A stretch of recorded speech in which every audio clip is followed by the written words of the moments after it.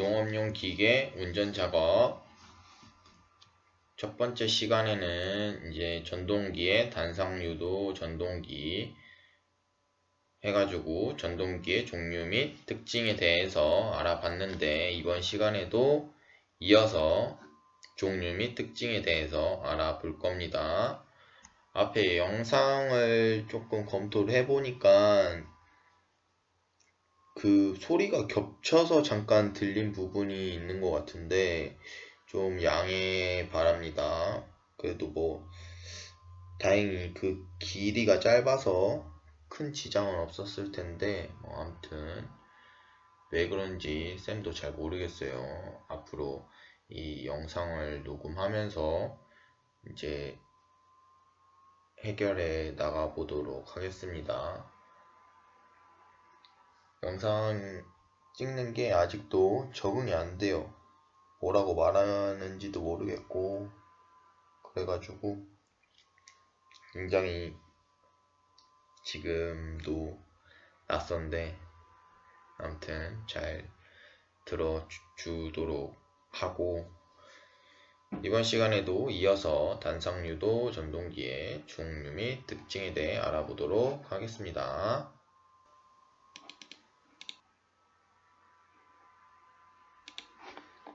이번 시간도 역시 학습 목표 1번, 2번만 알아두시면 됩니다. 나머지는 3번, 4번은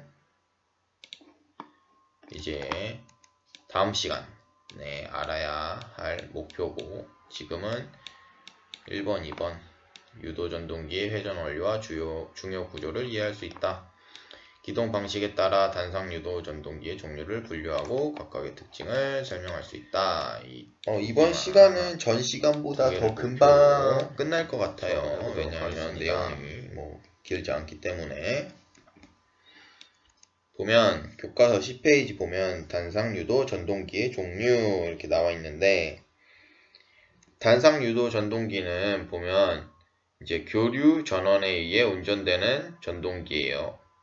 그렇기 때문에 가정용 전원, 가정용 코드를 사용할 수 있는데, 삼상 유도 전동기에 비해 효율도 낮고 기동 장치가 복잡해. 그렇기 때문에 1kW 이하의 소형 전동기에 이용되고 있다고 합니다. 보면 삼성 유도 전동기에서 3선 중 1선의 전력 공급을 중단해도 단상 유도 전동기와 같이 전동기의 회전이 계속되일까 끊길까? 계속되죠. 똑같이 회전은 계속되는데 한번 정지했어. 그러니까 전동기가 정지한 다음에 단상 유도 전동기 같은 경우에는 다시 스스로 작동하지 못하는 단점을 가지고 있죠. 그렇기 때문에 외부의 힘을 통해서 회전자를 회전시키면서 회전수가 늘어나게 해서 다시 작동을 시키는 원리입니다. 그러니까 다시 말해서 단상 전동기를 작동시키려면 특정 힘으로 회전자를 돌려주는 장치가 필요하다고 할 수 있겠죠. 보면 이 움직이게 해주는 단상 유도 전동기를 움직이게 작동시키게 해주는 장치의 종류에 따라 크게 4가지로 분류되는데, 콘덴서 기동형 유도 전동기, 그 다음에 마우스 어디였어?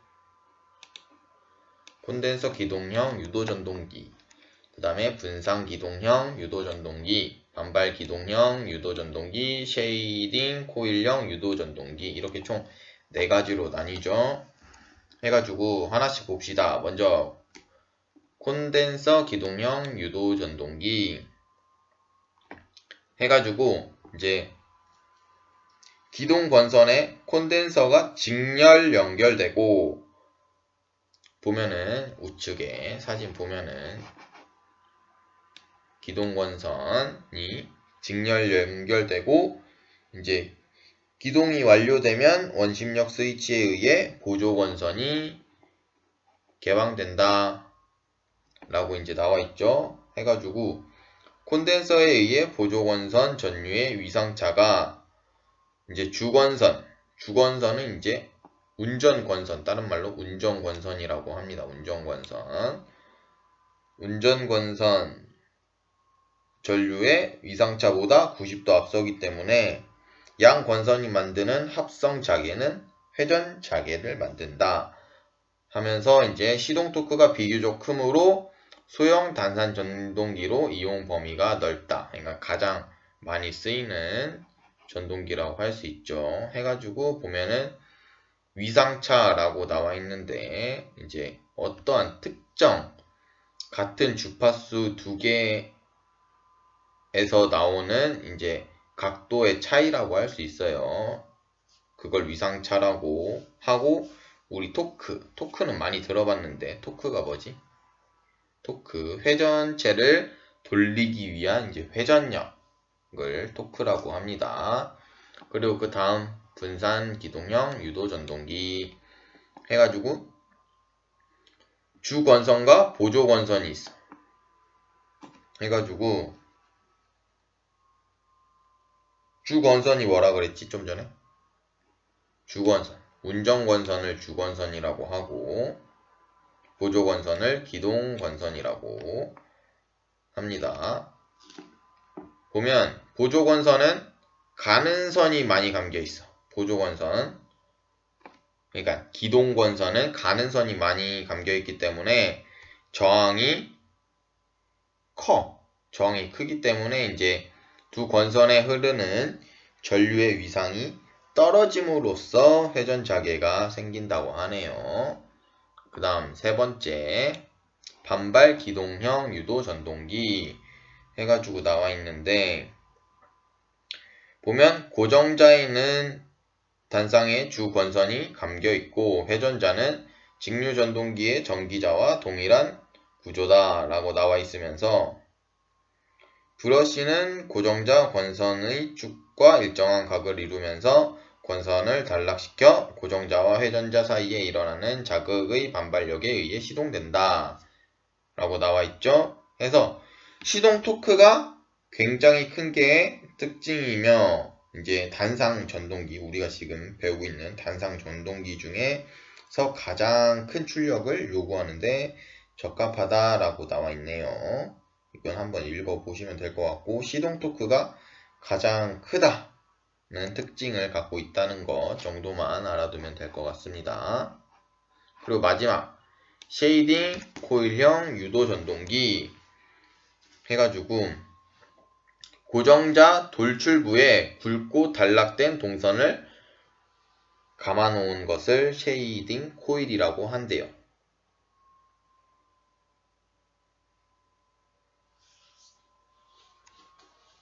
그리고 이 코일이 보조 건선의 역할을 하는데 고정자의 단락 동선은 철심 자속의 증가를 방해하는 역할을 하여 쉐이딩 코일이 없는 쪽으로 자속을 흐르게 한다. 해서 회전자는 농형의 구조로 되어 있다. 라고 이제 나와 있는데 그리고 단상 유도 전동기의 분류 해가지고 첫 번째, 두 번째 해서 외피 형상에 의한 분류, 그 다음 통풍 방식에 의한 분류 이렇게 나뉘어져 있는데 첫 번째 외피 형상에 의한 분류해서 개방형, 반밀폐형, 전폐형 이렇게 있죠. 개방형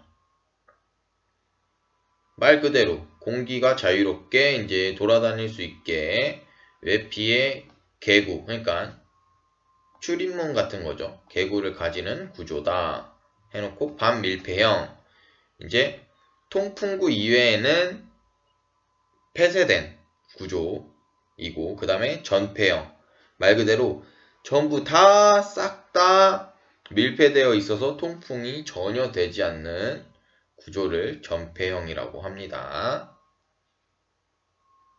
그러면 전폐형도 두 가지로 또 나뉘는데 전폐 외선형, 전폐 냉각형 이렇게 두 종류로 나뉜다고 하네요. 그 다음에 통풍 방식에 의한 분류해서 자기통풍형이랑 반밀폐형 이렇게 있는데, 자기통풍형 보면 회전자 축에 이제 날개를 달아서 이제 통풍하는 구조고, 반밀폐형 위에에도 지금 외피 형상에 의한 분류에도 반밀폐형이 나와 있는데, 그거랑은 이제 다르게 여기 통풍 방식에 의한 반밀폐형은 별개의 독립된 송풍기를 두어 통풍하는 구조로 되어 있다고 합니다. 그 다음 전동기의 종류 및 특징, 이제 세 번째 이어서 단상유동 전동기의 분류해서 세 번째 보호 방식에 의한 분류해서 5가지 나오죠.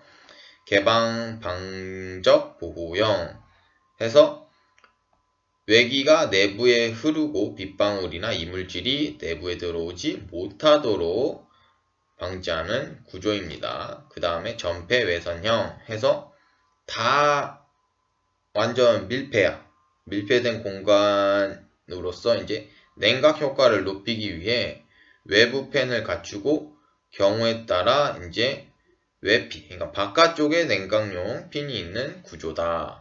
그 다음 세 번째 안전증 방폭형 해서 내부에서 전동기 내부에서 폭발을 해도 견딜 수가 있대요. 신기하죠? 그렇기 때문에 온도 상승 방지를 위한 방열 구조, 방폭, 단자 구조를 가지고 있다고 합니다. 그 다음에 내압 방폭형, 이건 또 이제 이제 전동기 내부에서 혹시 그러니까 불이 났을 때도 이 타는 것을 방지하는 구조라고 합니다. 그 다음에 수중형 해서 이제 물속에 설치하는 전동기를 수중형이라고 하고, 그 다음 설치 방법에 의해서 수평 설치, 수직 설치 나와 있는데, 말 그대로 수평 설치, 이렇게 눕혀져 있는 방식을 수평 설치라고 그러고, 이렇게 세워져 있는 방법을 수직 설치라고 하는 거, 그림만 봐도 쉽게 알 수 있죠. 이렇게 해서 이제 전동기의 종류 및 특징, 이제 2번째 시간까지 이어서 한번 알아봤는데, 다음 시간에는 이제 단상 유도 전동기의 운전 및 작업에 대해서 알아보도록 하겠습니다.